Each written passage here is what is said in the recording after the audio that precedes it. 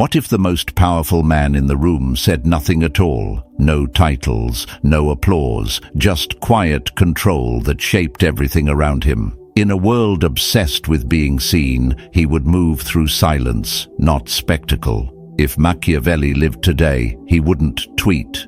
He wouldn't post. He'd rule without a crown and win without a fight. And the ones who watched closely would sense it, but never name it. What you're about to learn isn't theory. It's strategy. Stay with me and watch how the unseen begins to lead. Rule 1. Let them underestimate you. Power, when real, does not need to announce itself. The strongest presence in the room is often the quietest. Marcus Aurelius once reminded himself not to waste energy proving anything to anyone. Machiavelli, too, would agree. If he walked into a room today, he wouldn't rush to speak or to be seen. He would arrive late, observe more than he reveals, and listen longer than he talks. His strength would lie in what others failed to notice. Let them assume you're unimportant. Let them misjudge your silence as weakness. When people believe you pose no threat, they lower their guard. That's when their masks drop and their true intentions surface. This is when you gain sight of the battlefield. You strike not with noise, but with timing, not with explanations, but with precision. In a Stoic life, you don't owe the world your credentials. You owe yourself composure, and there is no better shield than being overlooked. So when others rush to speak, hold your ground. When they boast, remain still, because the one they forget is the one they'll never see coming. And once you've mastered silence, the next step is mastering presence. Rule 2. Use charm, not truth. The Stoics taught that character is built in action, not appearance. But Machiavelli would remind you that in a world ruled by images, perception becomes a sword. Most people don't care who you are. They care who you appear to be. And if you understand that, you can move freely through any room, shaping outcomes without revealing your hand. You don't need to be truthful to be powerful. You need to be convincing. Machiavelli wouldn't seek to correct rumors. He would feed them, shape them, guide them like wind shapes the sea. He would wear the face that earns trust while his real work happens behind the curtain. In the boardroom, he'd be agreeable. At dinner, gracious. But those smiles would not be innocence. They would be tools. Tools that calm the other side, distract them, lull them. Because it's not your honesty that weakens your opponent. It's their comfort. And when people feel comfortable with you, they reveal more than they should. Charm, when used with discipline, becomes a quiet form of power. It disarms suspicion. It buys time. It creates doors that brute force can never open. But never forget, the goal isn't to be liked. It's to be obeyed without demand. Let them call you generous. Let them call you noble. Just make sure they never see the strings you're pulling. Now, once charm has opened the door, you must decide how much of yourself to reveal. Which brings us to the next rule. Rule 3. Stay ambiguous on purpose. People crave certainty. They want to label you, to define you, to place you into a category they can understand and control. That is exactly why you must never make it easy for them. Epictetus taught that we control nothing outside ourselves. So, the moment you let others control your image, you've already surrendered something vital. Machiavelli would never be predictable. One day, he would offer warmth. The next, indifference. Sometimes he'd be generous. Other times, cold as stone. Not because he lacked clarity, but because others did. And in their confusion, they would become fixated. They would study his movements, read into his silences, assign meaning where there was none. And in doing so, they'd become trapped by their own assumptions. This is the advantage of ambiguity. It turns you into a question that demands an answer. But the more they seek clarity, the more they spiral into your orbit. When people don't understand you, they pay attention. When they think they've figured you out, they get careless. So stop explaining yourself. Let your actions speak, but let them speak in different tongues. Smile when you're questioned. Walk away when they demand an answer. Don't rush to define yourself. Become a puzzle, not a portrait. Because once they can't categorize you, they can't control you. And when confusion has made them obsessed, you move to the most important rule of control. Rule 4. Show less, hide more. In an age where people broadcast every move, the one who moves in silence becomes untouchable. Marcus Aurelius warned us not to live as if we were going to live forever, wasting time on appearances and chatter. Machiavelli would add to that, if they see your steps, they will prepare to block your path. And so, he would never reveal the workings of his mind. He would let others see the smoke, never the fire.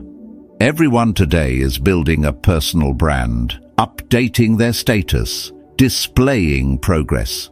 But every reveal is an invitation for interference. Show your plans, and they will build obstacles. Announce your goals, and they will organize resistance. The more visible your process, the more vulnerable your results. So what would a Stoic prince do? He would let the crowd see the fruit, but never the roots. His words might seem open, but his intention would remain locked behind action. He would appear noble, but move with clarity, unshaken by sentiment. He wouldn't explain loyalty, he would prove discipline. He wouldn't justify his structure, he would let results speak. Build quietly, build without applause. Let them assume you're resting, let them think you're wandering. Then pass them, not with a roar, but with a quiet momentum they were never ready for. A Stoic mind values peace, not attention. A strong spirit doesn't decorate its power, it guards it. And when your silence begins to gain attention, use it to sharpen the mask they think they know. Rule 5. Fracture the mask. Machiavelli understood something that the Stoics lived by. Perception can be shaped, but control lies in how you choose to be perceived. A mask is not deceit when it is built with purpose. Seneca would say, "We suffer more in imagination than in reality." So give them an image to imagine. Become calm, measured, composed. Let your presence feel familiar, steady, and safe. But then, just once, let the mask shift. Show something unexpected. A flash of insight they weren't prepared for. A moment of boldness that doesn't fit the pattern. A quiet reveal that suggests a depth they never guessed. It doesn't need to be grand, just honest enough to make them question everything they thought they understood. This is the art, not being perfect, but being layered. Not giving the whole story, but letting them feel like there's more. Give 90%, then retreat. Say one thing that feels real, then fall silent. That 10%, the part you never reveal, that's what keeps them coming back. Because people don't obsess over what they have, they obsess over what they almost had. Let your appearance speak of virtue. Let your silence hint at fire. Give them the light, but let them sense the storm behind it. The human mind cannot resist a mystery, and the Stoic mind knows better than to reveal everything to the untrained eye. When the mask becomes more powerful than your face, then it's time to shape your words with the same precision. Rule 6. Speak with precision. Words are tools, and just like any sharp tool, the more carefully they're used, the more powerful they become. Most people talk to be heard. They speak out of fear, fear of being misunderstood, fear of being forgotten. But a Stoic speaks only when the words improve the silence. Machiavelli wouldn't explain himself. He'd speak just enough to create motion, then retreat back into the stillness. In a moment of pressure, in conflict, in a negotiation, he wouldn't flood the room with opinions. He'd offer a phrase, perhaps just a few words, and then let silence do what no argument can. Because silence invites projection. It turns uncertainty into fear, and fear into respect. Imagine someone insults you in front of others. The instinct is to defend, to correct, to react. But what if you said nothing? What if you just looked at them with calm eyes and let the silence stretch? They would speak again, they would over-explain, and they would expose themselves. Because silence makes others uncomfortable, not you. You don't need to dominate conversations to dominate perception. Say exactly enough to move their mind 1 inch, then stop. Let them fill in the blanks. Let them wonder. Let them think you know more than you do. Because they'll start writing entire narratives in their heads, and in every one of them, you're the one holding the strings. Speak with intention, and then leave them wanting more. Because once the words stop, the real influence begins. And once that silence sets in, you're ready for the next layer of control. Rule 7. Blur friend and threat. Most people live in a state of constant judgment. They want to know who's on their side, who they can trust, who they should fear. The mind searches for clarity, for labels, for fixed positions. But that hunger for certainty can be used against them. A Stoic understands that power is not in being seen as strong or weak, friend or foe, but in choosing how others perceive you at the moment that serves your aim. Machiavelli would never draw clear lines. He'd compliment a rival's plan at the table, shake hands with the very man he planned to replace, and speak softly about unity while preparing his next move alone. Why? Because when people think you are a threat, they build defenses. But when they think you are neutral, even helpful, they go to sleep. And no one guards their position while they sleep. A lion cannot avoid traps. A fox cannot survive wolves. But the Stoic ruler, as Machiavelli once noted, must be both. You must learn to smile while listening carefully. Speak with warmth, but remember your direction. You're not here to be trusted. You're here to remain unreadable. Compliment the person who doubts you. Agree with the critic just before replacing them. Move softly enough that no one notices, until your absence creates questions no one knows how to answer. This isn't deception. This is self-control. And when the moment comes to act, you move. Not loudly, not with anger, but with precision. And by then, the people who thought they understood you will realize too late that they were playing by rules you never agreed to. Once you've hidden your strength behind warmth, the next move is simple. Make them feel safe just before you take control. Rule 8. Make safety your weapon. If you push too hard, people resist. If you confront them directly, they prepare their defense. But if you appear harmless, agreeable, even supportive, they open the gate themselves. A Stoic ruler does not charge the door. He waits for it to be unlocked. Machiavelli wouldn't challenge someone openly. He would listen to their ideas, nod, repeat their language, and slowly weave his way into their trust. He would never force influence. He would allow others to believe they were guiding him. That's the secret. Move with them, not against them, until they no longer realize you are moving at all. By the time they feel safe, by the time they believe you're no threat, you strike. Quietly, decisively, without hesitation or malice. You simply remove the barrier, and by the time they realize what happened, you're already sitting where they once stood. People are drawn to comfort. They trust what feels familiar. So you speak with familiarity.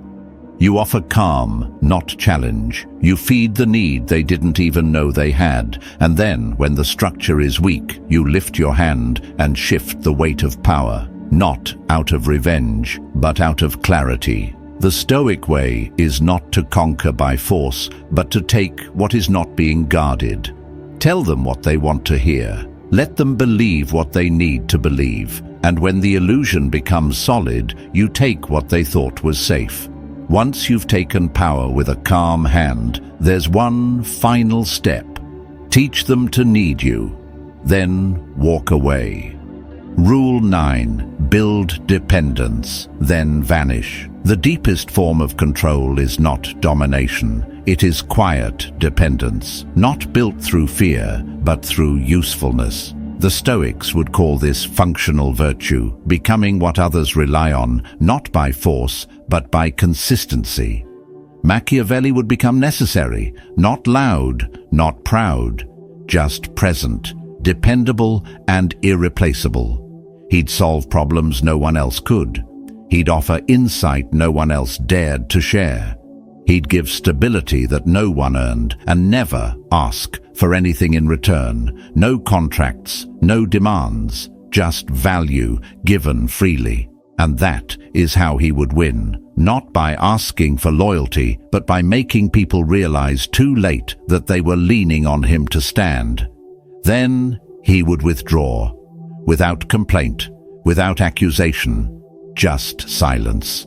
And that silence would echo louder than any attack, because when someone loses what they thought they didn't need, they're forced to confront their own lack. They'll call it betrayal, but it's not. It's clarity. You were the ground they walked on. Now they must learn how little they knew of balance. This is not cruelty, it's stoic power, leaving not out of emotion, but from purpose. You were never supposed to stay. You were meant to create strength, then vanish. Let the void teach them what your presence disguised. They won't hate you. They'll hate how much they depended on you, and that resentment will become memory. Memory becomes obsession. And that's how you become unforgettable, not by being loud, but by being missed. And once the absence has taken root, your name becomes a shadow they chase, but never hold. Rule 10. Turn help into leverage. Most people offer help in the hope of being appreciated. They give to feel generous, to gain affection, to be remembered fondly. But a stoic mind does not seek applause. It seeks leverage.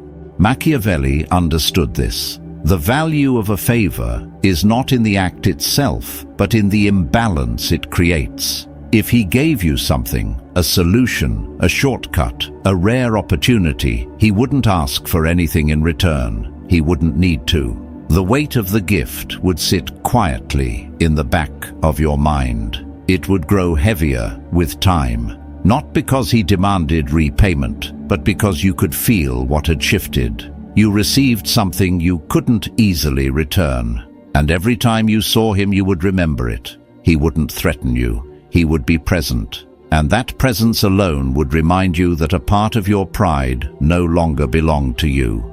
That's the power of the favor. When given with discipline and followed by silence, it becomes a chain forged not from guilt, but from imbalance. So Machiavelli wouldn't say, "You owe me." He'd say, "Remember when," just once, casually, enough to tighten the bond. A favor that lingers unacknowledged becomes a mirror, one that reflects how much you've taken and how little you've returned. Over time, that imbalance demands resolution. And resolution often comes in the form of loyalty, quiet obedience, or unspoken allegiance. Give without asking. Wait without rushing. Then move when the debt becomes unbearable to ignore. And when their pride begins to depend on your silence, you offer the next move. Rule 11. Let them betray for you. Loyalty is rarely born from admiration. It is forged in action, especially the kind that cannot be taken back. The Stoics knew that what binds a person is not just what they love, but what they fear losing. Machiavelli saw this clearly. The best way to tie someone to you is not through kindness, but through complicity. You don't demand loyalty. You make space for it to happen. You let them speak carelessly in your favor. You listen when they share something they shouldn't. You nod when they criticize someone they once defended. You never encourage betrayal, you simply do not stop it. And by allowing it, you give them the opportunity to invest in your approval. Once they've crossed that threshold, they belong to you, not by affection, but by necessity. They've exposed themselves, even slightly, and now their position is linked to your silence. They will begin to protect you, not because they believe in you, but because losing you would mean losing the place they've carved out by turning away from others. This is the art of quiet influence. Let others tie themselves to your cause. Let them step over the line without being pushed. Because when someone has betrayed another on your behalf, they can't afford to walk away from you.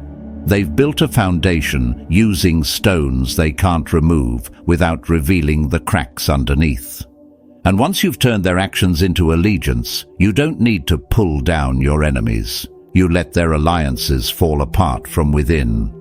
Rule 12. Collapse groups quietly. No empire falls from the outside unless it is already weakened within. Machiavelli never sought open confrontation when erosion was more effective. He understood that a bond between two people, or among many, is only as strong as the doubts it can survive. So, he didn't destroy alliances. He whispered into them. He wouldn't accuse. He wouldn't provoke. He would plant ideas gently. Did you notice he didn't defend you? She seems to have a lot of private meetings lately. I'm not saying anything, but just pay attention. And that's all it takes. Doubt is a quiet fire. It doesn't burn at first. It smolders. But once it starts, it spreads faster than any sword can swing. He who causes another to become powerful ruins himself. So instead of confronting the group, Machiavelli would find its strongest thread and pull. Not enough to snap it, just enough to make it tremble. Suspicion grows when left unchallenged. And once one member of the alliance begins to question, the rest will follow. You don't need to attack. You don't need to expose anything. Let them do that to themselves. Let their fear of betrayal shape their behavior. Let their imagination do the work you never had to finish. And when the alliance collapses, no one will trace the fault back to you. Because you never broke anything. You merely allowed others to see the cracks that were already there.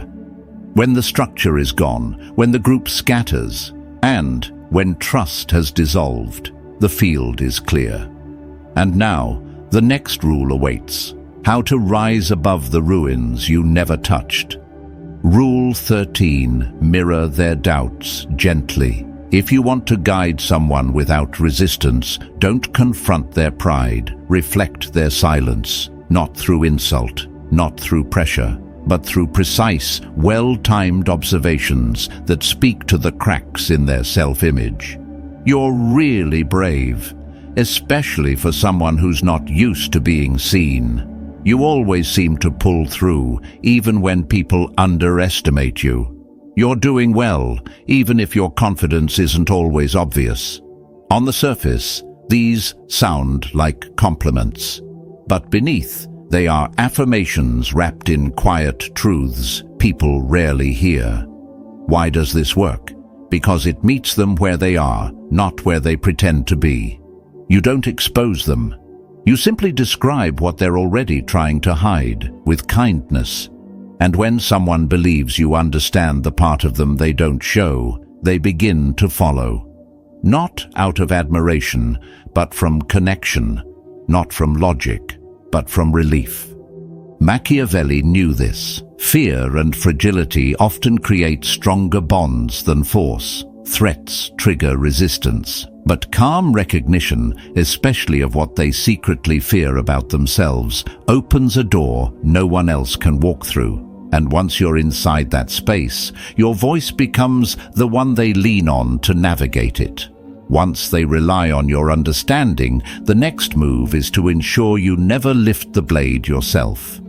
Rule 14. Stay behind the curtain. Every hard decision has a moment when the damage must be done, but a Stoic never chooses to be the visible cause. He lets the consequence appear natural. Machiavelli lived by this principle. Outcomes can be shaped by your mind, but must never be traced to your hand. He didn't remove people directly. He exposed their instability. He didn't declare betrayal. He let others see it unfold. When someone needed to fall, he made sure their collapse looked like a result of their own choices.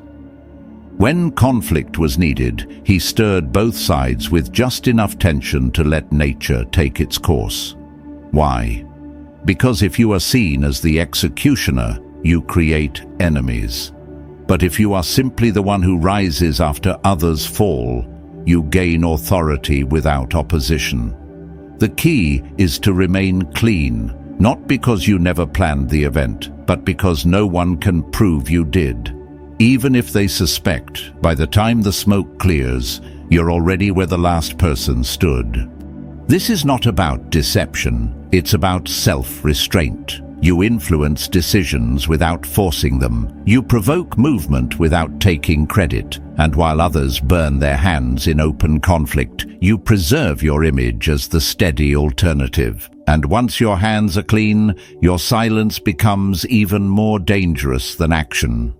Rule 15. Win through stillness. In every room, the true strength lies not in the one who speaks the most, but in the one who listens fully. A Stoic uses silence not to avoid conflict, but to control the pace of revelation. Machiavelli, dropped into today's world of constant noise and self-promotion, would remain still. He wouldn't argue, he wouldn't explain, he'd let others fall into their own noise. Silence, when used with discipline, becomes a mirror. Someone insults you, you do nothing. Someone probes for your opinion, you let them keep talking. Someone tries to provoke a reaction, you give them none. What happens next is inevitable. They keep speaking, and with every word they expose what they're trying to hide. The more they talk, the more they unravel, their doubts, their intentions, their weaknesses, all laid bare by the weight of your stillness. You never had to press them, you never had to challenge them. They simply filled the quiet, trying to cover the void you held steady. And that's the beauty of this form of control. No force, no friction, just presence. Let your silence draw them out. Let your calm become the space where truth reveals itself. Because once they show you who they are, you no longer have to guess how to win. You've already won.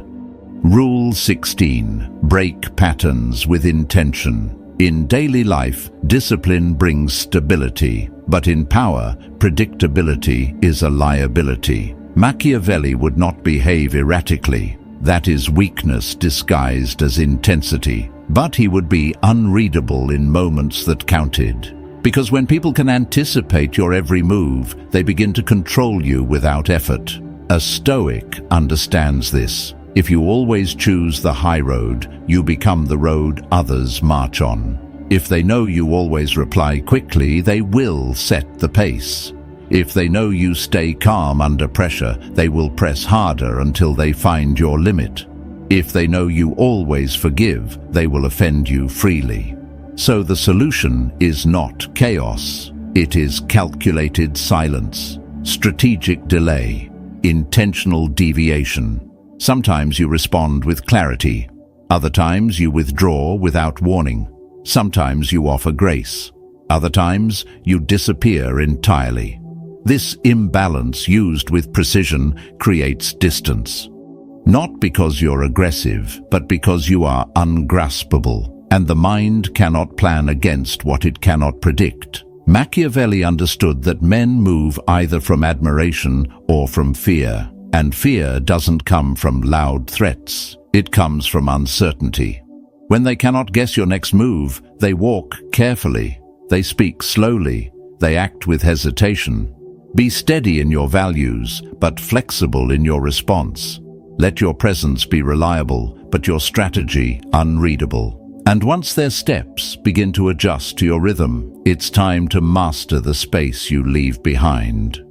Rule 17. Echo in your absence. To truly dominate the landscape, you do not need to be everywhere. You need to be unforgettable in the few places that matter. A Stoic leaves no waste behind. He enters a room with awareness, acts with precision, and exits without lingering.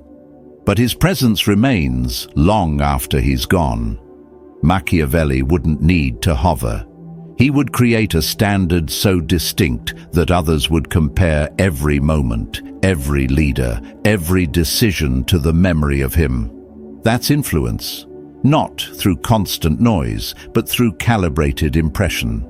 When you speak, speak in a way that sharpens perception.